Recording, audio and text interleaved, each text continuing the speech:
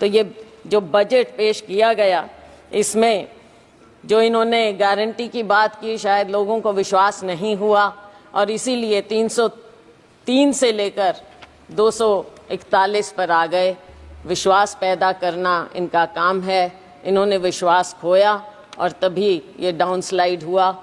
आज के दिन भी जब बातें होती हैं बजट में, हम सुनते हैं तो ऐसा लगता है कि कुछ पर मेहरबान और बाकियों को दरबान बना दिया गया है। दरवाजे के बाहर खड़े रहो, अगर मेहरबानी होगी तो शायद आपको कुछ मिल पाएगा।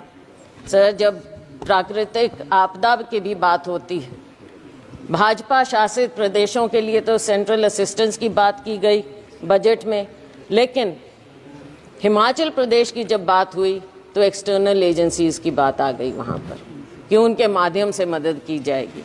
ऐसा भेदभाव क्यों?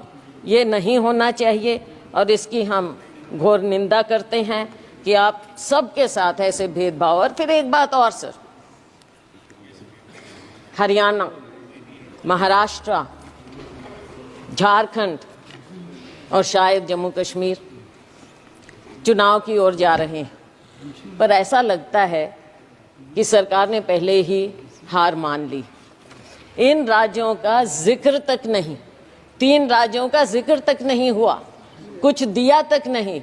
और दुख इस बात का है कि आज 3 केंद्रीय मंत्री हैं हरियाणा से केंद्र में, एक तो मुख्यमंत्री भी रह चुके, लेकिन हरियाणा को कुछ नहीं मिला। मुझे मालूम नहीं कि अंदरूनी इनकी क्या बातें होती हैं, वो तो खैर सार्वजनिक हो नहीं सकती, लेकिन दुर्भाग्य है मेरे राज्य का, हरियाणा का, कि 3 केंद्रीय मंत्री होने के बाद भी हमें हरियाणा को ये कुछ ना दे पाए हैं और नाम तक लेना मुनासिब नहीं समझा।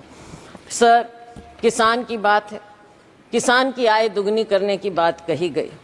स्वामीनाथन कमेटी रिपोर्ट की बात लागू करने की शुरू में की थी, लेकिन बहुत कन्वीनियंटली, आसानी से अब स्वामीनाथन कमेटी रिपोर्ट का नाम तक नहीं लिया जाता है। एग्रीकल्चर का, कृषि सेक्टर का बजट आधे के करीब हो गया है।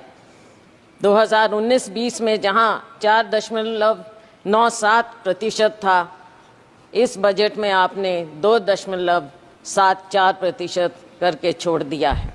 बात करते हैं एमएसपी की। एमएसपी के बारे में कहा गया माननीय वित्त मंत्री जी ने कि आपने बहुत से उपजों को इस बार एमएसपी दिया है, लेकिन क्या आपने स्वामीनाथन कमेटी रिपोर्ट के मुताबिक फॉर्मूला अपनाया है? C2 plus 50%? नहीं, बिल्कुल नहीं, क्योंकि आप भूल चुके हैं उसे।